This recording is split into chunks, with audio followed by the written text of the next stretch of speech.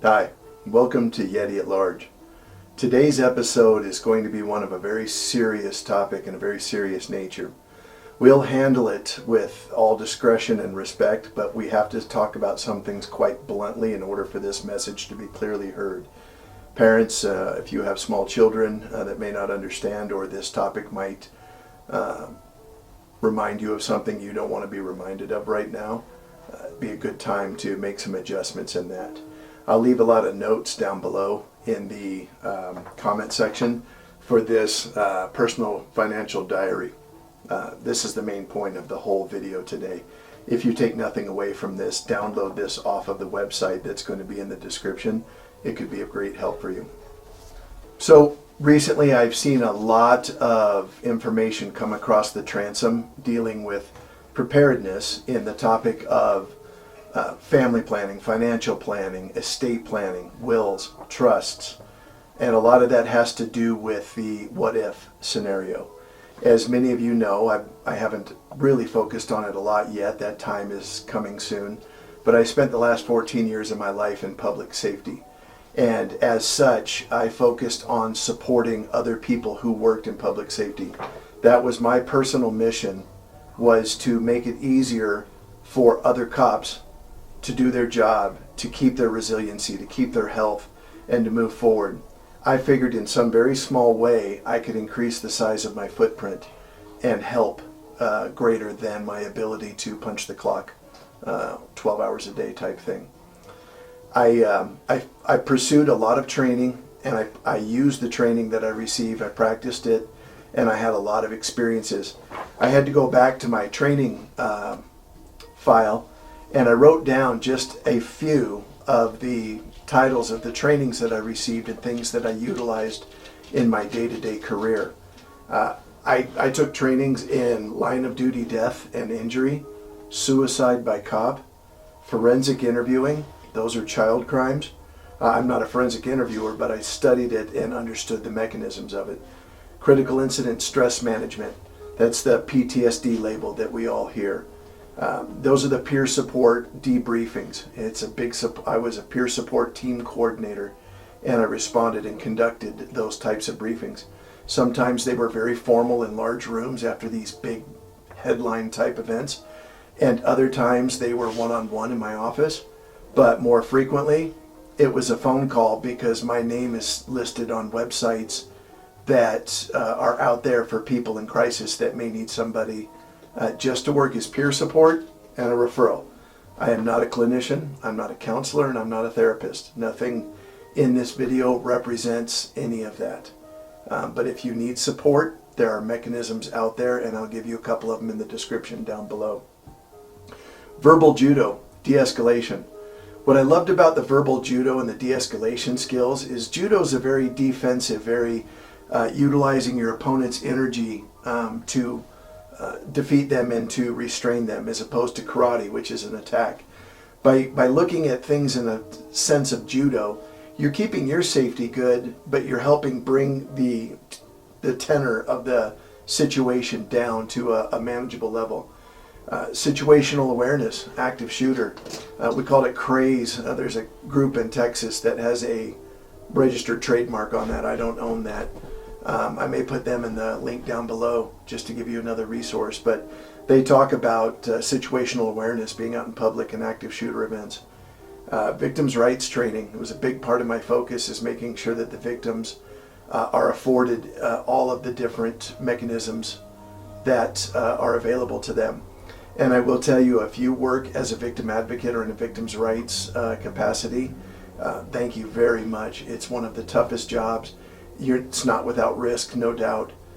It's noble work, and we're grateful for you. Crisis intervention techniques. These are the people who are in high levels of crisis. That goes back to that suicide by cop and those verbal judo de-escalation. Assisting individuals in crisis, another umbrella type training that would encompass a lot of that. That was out of Maryland. Great sets of classes. Cultural awareness, learning some of the unique things that you can do to not inflate or escalate a situation based on cultural norms. I took many FEMA classes. There's a lot of free FEMA training online available to you. This is FEMA's title, not mine, but it was Law Enforcement in Indian Country. A lot of things that they still refer to it as Indian. I understand that many sovereign nations prefer different titles and different descriptions. I also became a certified public information officer for type 3 incidents or smaller. Ian is a type 1 incident, much smaller incidents. It was interesting to study those communication skills. And the most recent thing I remember doing was the mental health first aid. This was a great little one day, 8-hour class that could be brought to organizations to give people some awareness and some resiliency building skills. And 9 times out of 10, the most important thing was the awareness to raise your hand and request support or request to step back. Half the time that was it. You know, I say I was in public safety for a long time, and that's how I viewed it. I don't particularly care for the label that's been placed on many people who work. Fire, law enforcement, EMS, the list goes on. I don't like the title first responder. I think it's language that dumbs it down and it takes away some of the meaning and the impact of it. I think it's fad language, and I wouldn't tend to utilize it. Simply because in my career as a sworn peace officer, I had over 12,000 unique activities. And overwhelmingly, a majority of the time, you were the first responder, the neighbor, the good Samaritan, the fellow traveler, the other hunter, the other hiker and camper. You're the first responder more times than not, which is why I go to the title of public safety. And that does cast a wide net. But again, you don't have to put on body armor and carry a gun and have a badge to need courage to go to work. Anybody who works in that capacity that does stuff for the public, takes money from the public for their salary, needs to exercise a high degree of courage day in and day out. So what I wanted to talk about today was the planning aspect and the what if. And I used to very frequently try to coach the other peace officers that I worked with to have documentation of their affairs. Not everybody has a will. Not everybody has their properties and their possessions in a trust. Not everybody's done that level of estate planning. The older you get, the more people seem to focus on that. And when you mention we need to get a will, we need to get a trust, it can seem like such an insurmountable obstacle that people will put it off and put it off. So I found a method to break that down to a bite-sized chunk. The old saying, how do you eat a camel? One bite at a time. And I found this from an organization called COPS. You probably can't read this on the screen, but I'll put the information down below. This is what's known as a personal financial diary. This is to aid for your family. This is a document, I can't remember exactly how many pages, 19 pages. This is a document for you to fill out and for you to keep safe where you see fit. This could be with a loved one, a spouse, an adult child, a parent, a trusted friend of the family, an attorney, a safe deposit box, etc., etc. Instructions on here tell you to put it in a Ziploc bag and keep it in the freezer in case of fire. Most cops I know have fireproof safes in their house, gun safes. So that's a choice that you would make. But this is an excellent document that is step by step. You can go through and note, where are all your bank accounts? Where is all your insurance? What are your health issues?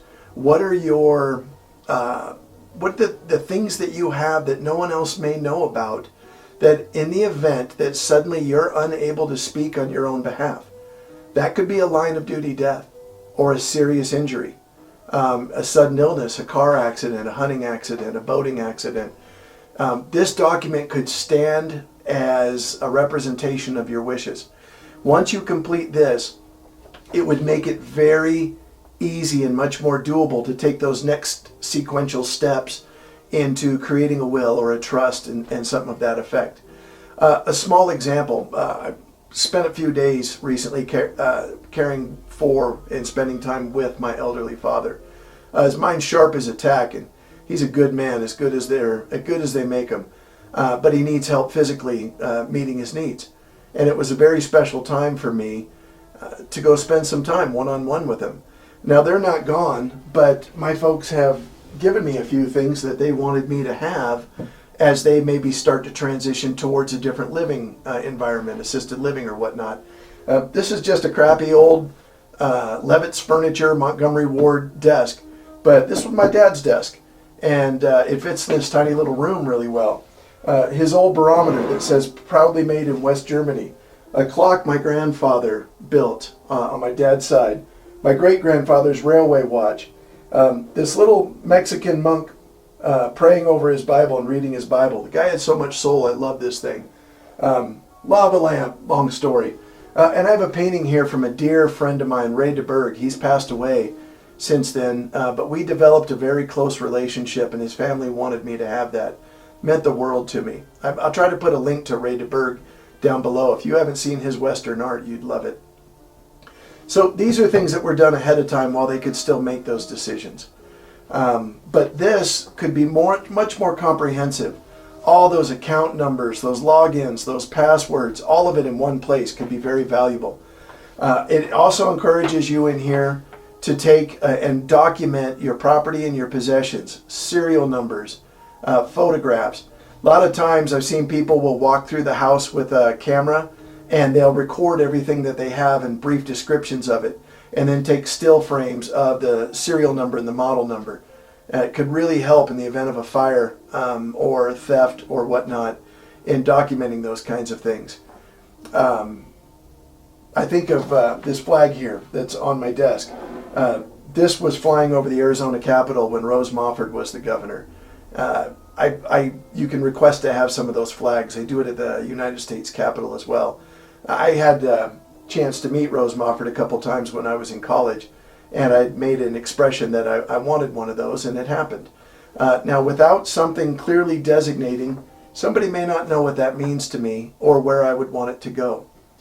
And another thing to think about, very important, is this is meant to be done annually.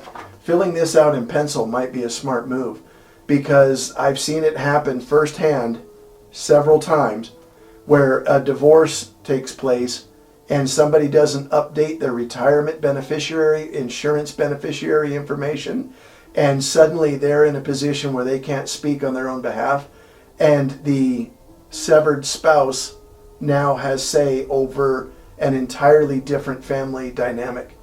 That could be a very bad thing. The last thing you want is to see loved ones having a fist fight in the hospital hallway outside of a door. Believe me, it's happened.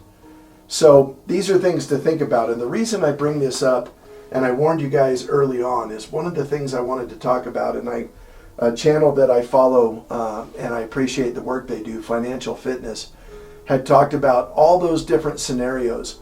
And one of the worst scenarios and the hardest ones, and the one where I made myself most available, was when people are in a position where self-harm becomes something that they contemplate. The technical term is ideations. Do they have suicidal ideations? And I made many death notifications as a peace officer. And one of the things that we would make sure that we do is use very clear, respectful language. When we would make a death notification, occasionally I'd ring the doorbell, they'd open up and go, "Oh, he's gone," or "She's gone now." They would know why we were there. The old movies with the corporal and the chaplain coming to the front door with the gold star. But if they didn't know why we were there, I was very clear to make sure that they understood that this family member, this loved one, this relative was deceased, that they had died. It's not pleasant, but you need to be very clear. Speaking with suicide, and we know the epidemic of veteran suicide, peace officer suicide, and that dynamic. I want to talk about something from a little bit of a different angle. It's been covered extensively, and there are licensed clinicians that can do it much better than I can, so I'll stay in my lane very carefully here. But somebody once taught me a statement, and I've had experience with suicide very close to me, that there's a certain mathematics involved in suicide, and this may be an overly sterile way to look at a very difficult subject, but it's important that you understand it from different angles, and it may help you gain a foothold for understanding, and it might help you raise your hand and ask for some support if you're in that position. Many times people who are in pain will look at suicide as a subtractive. They will be removing themselves from the equation, trying to eliminate the pain to reduce. But what this individual had observed in his years as a licensed clinician and CISM trainer and debrief expert is that it's multiplicative. It takes that pain and it can multiply it across everybody that you knew and that you cared for and cared for you. And as such, that pain could get much larger. Now, in no way is that meant to try to guilt somebody into not taking a course of action because they're experiencing pain and hopelessness. That pain and hopelessness is very real. And one of the reasons that I personally think, being in public safety, that veterans and public safety people have disproportionate rates of suicide is we see a lot of pain. We see a lot of death.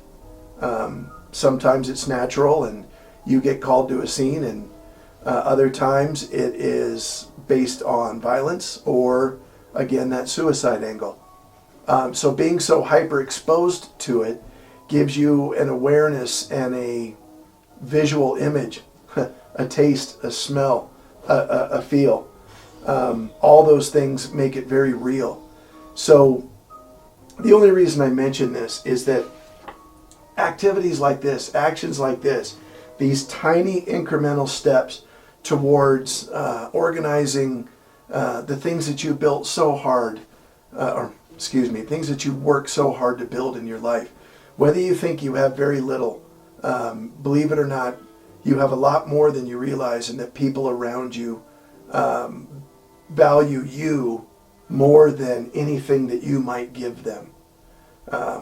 We've had a couple of very bad wildfires that I've responded to, and had a hard time getting people to leave their home. Now, I understand if some people want to stay and try to fight the fire and save their home. But other people just didn't want to leave because they thought the home was more important than they were. Nothing physical is more important than you are. If you're in a position where you need some support, whether it's trying to understand loss, pain, and grief, or if you're in a position where you're experiencing pain and grief, there are a mountain of resources out there. I'll put a couple of the 1-800 numbers in there. And that may not be your cup of tea. It might be too distant. It might be too sterile. You might feel too exposed. I guarantee you that if you're in a squad environment or a team environment, that there's somebody who knows somebody who's walked a mile in your shoes that would lend an ear to help. These folks here, they have a lot of great people on staff. I thank you for sitting in on this. And again, I don't know how wide of a net I cast on my little channel at the time that this was filmed, but I hope this is helpful. I hope that this, in a small way, that you can see somebody who's worked very hard in those circles to try to support people very close to them, and have lost people, and understands. I've lived experience. I understand pain and loss. See how someone deals with it, and I'm not dealing with it perfect, but there is no perfect response. There's no perfect call. So yeah, thank you. And please, if you're in harm's way tonight, take good care of yourself. Thank you for tuning in to Yeti at Large. Please like and subscribe.